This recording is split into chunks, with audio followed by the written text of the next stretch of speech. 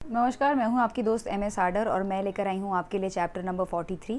उसने धीरे से कहा, मुझे कंट्रोल करे, ये मुझे बर्दाश्त नहीं। एक बार सौम्या तुम ठीक हो जाओ, उसके बाद मैं उस इंसान को ढूंढ निकालूंगा, चाहे वो कुंडा पाताल में छिपा हो, मैं उसे मौत के घाट उतार दूंगा। सौम्या ने बेहोशी के आलम में धीरे से कहा, हिमांग। उसने उसके बदन की खुशबू की वजह से हिमांग अपना आपा खो रहा था और वहीं सौम्या उसको छोड़ने का नाम नहीं ले रही थी। वो हिमांग को इस तरह से लिपटी हुई थी जैसे कि कोई विशालकाय पेड़ पर कोमल सी बेल लिपटी हुई होती है। केमिकल की वजह से वो कुछ भी नहीं बोल पा रही थी। उसका गला और होंठ बुरी तरह से सूख चुके थे। देखने में ऐसा लग रहा था जैसे सौम्या एक बेजान संगमरमर की मूर्ति हो। हिमांग ने बिना देर किए हुए वॉकी टॉकी से राहुल को कनेक्ट किया। Charlie Charlie tango calling. वहीं दूसरी ओर से राहुल ने कहा, टैंगो दिस इज़ चार्ली, क्या तुम ठीक हो? क्या डॉक्टर ठीक है? राहुल और कैथरीन बहुत मेहनत करके सही रास्ते को ढूंढ निकालने में लगे हुए थे। हिमांग ने कहा, डॉक्टर को लीथल केमिकल इंजेक्ट किया गया है, वो बिल्कुल बेकाबू हो चुकी है। मैंने उसके हाथों, मुंह और आँखों को बांध दिया है। राहुल ने हल्का सा मुस्कुराते हुए कहा, क्या तुम कुछ और भी कहना चाहते हो? हिमांग ने धीरे से कहा, कुछ भी उल्टा मत सोचना, मैं सिचुएशन को कंट्रोल करने की पूरी कोशिश कर रहा हूँ। राहुल ने कहा, अपने आप को भी कंट्रोल करना, याद है ना, तुम डॉक्टर से जेन्युइन लव करते हो, तुम्हारे बीच में लस्ट नहीं है। हिमांग ने कहा, मैं जल्द ही तुम्हारे पास पहुंच जाऊंगा और बस एक बार डॉक्टर होश में आ जाए फिर। राहुल ने कहा, तुम चिंता मत करो, हमने रास्ता करीब करीब ढूंढ लिया है, हम लोग तुम्हारे पास पहुंच जाएंगे। Take care, over and out. Major Himang ने देखा कि डॉक्टर सौम्या गहरी नींद में थी, इसीलिए इसने सौम्या के सारे बंधन खोल दिए। उसने उसके कानों के पास जाकर कहा, आई लव यू सौम्या, मैं तुम्हारे बिना नहीं रह सकता। डॉक्टर सौम्या ने गहरी नींद में कहा, हाँ मैं भी तुमसे प्यार करती हूँ हिमांग।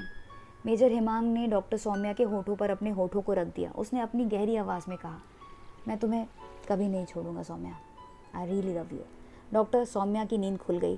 डॉक्टर सौम्या ने अचानक उठ कर कहा, थैंक गॉड, ये एक सपना था, कोई हकीकत नहीं। डॉक्टर सौम्या ने अपने आप से बात करते हुए कहा, मैं ये क्या कर रही हूँ?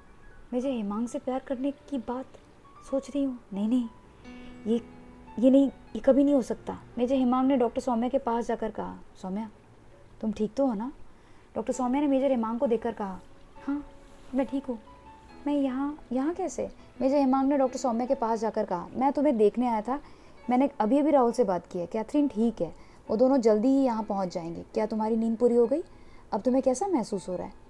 चलो हमें कुछ ढूंढना है, मैं अभी तक सिर्फ तुम्हारे नींद से जागने का इंतज़ार कर रहा था। डॉक्टर सौम्या ने मेजर हिमांग को देखकर कहा, मुझे क्या हुआ है? हाँ मेरी गर्दन में थोड़ी सी चुभन और काफ़ी दर्द महसूस हो रहा है। हालांकि मेरी नींद पूरी हो गई है, लेकिन मुझे आज तक इतनी थकान कभी महसूस नहीं हुई है। और मेरे कपड़े क्यों गीले हैं? मैंने तुम्हारी शर्ट क्यों पहनी हुई है? पता है, मैंने एक बेहद अजीब सपना देखा। मेजर हिमांग ने डॉक्टर सौम्या को अपना हाथ दिया। सौम्या खड़ी हो गई। हिमांग ने अपने मन में कहा, जो हुआ उसे भूल जाना बेहतर है। उसने एक गहरी सांस ली और सौम्या से कहा, तुम ज़्यादा मत सोचो, क्या हुआ, तुमने सपने में क्या अजीब देखा, ये सब भूल जाओ। डॉक्टर सौम्या ने मेजर हिमांग के साथ चलते हुए कहा, मैं तुम्हें बता नहीं सकती। मेजर हिमांग ने डॉक्टर सौम्या को देखकर कहा, क्यों? याद रखो, मैं एक स्मार्ट और बेहद इंटेलिजेंट आर्मी ऑफिसर हूँ, तुम मुझसे कुछ नहीं छिपा सकती। डॉक्टर सौम्या ने मेजर हिमांग को देखकर कहा, ठीक है, मैं तुम्हें बताती हूँ। मैंने सपना देखा कि तुम और मैं। मेजर हिमांग ने डॉक्टर सौम्या को देखकर कहा, तुम और मैं क्या? और फिर क्या हुआ? डॉक्टर सौम्या ने मेजर हिमांग को देखकर अपने होठों को दबाया और कहा, और फिर तुम और मैं जहरीले सांपों के बीच में। ओके। मेजर हिमांग ने डॉक्टर सौम्या को देखकर कहा, बीच में क्या? डॉक्टर सौम्या ने मेजर हिमांग को देखकर कहा, मैं तुम्हारे पीछे छिपकर। मेजर हिमांग ने डॉक्टर सौम्या को देखकर कहा, और फिर? डॉक्टर सौम्या ने मेजर हिमांग को देखकर कहा, और फिर कुछ नहीं। थैंक गॉड, ये एक सपना था, रियलिटी नहीं है। डॉक्टर सौम्या को अपने अंदर कहीं ना कहीं ये एहसास था कि हिमांग उससे जेन्युइन लव करता है। अंधेरे जंगल में झींगुरों की आवाज़ और पत्तियों की सरसराहट की आवाज़ गूंज रही थी। तभी अचानक हिमांग को जंगल के गहरे हिस्से में एक छोटी जर्जर झोपड़ी दिखाई दी। वहीं कुछ दूरी पर राहुल ने अपने हेडलैम्प को ऑन करके हिमांग को सिग्नल दिया। उन दोनों ने सेफली सौम्या और कैथरीन को एक बड़े से पेड़ के पीछे हथियार देके छिपा दिया। इसके बाद हिमांग और राहुल ने उस झोपड़ी के एक होल के अंदर से देखा।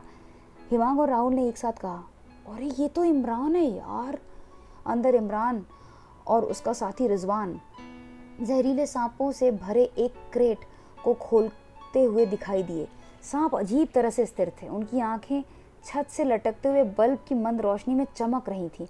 इमरान ने हंसते हुए कहा, ये भारतीयों को पता ही नहीं चलेगा कि ये सांप असली नहीं है बल्कि जैविक हथियार है। जल्दी ये जहर पूरे इलाके में फैल जाएगा और अफरा तफरी मच जाएगी। रिजवान ने मुस्कुराते हुए कहा, शानदार योजना है इमरान।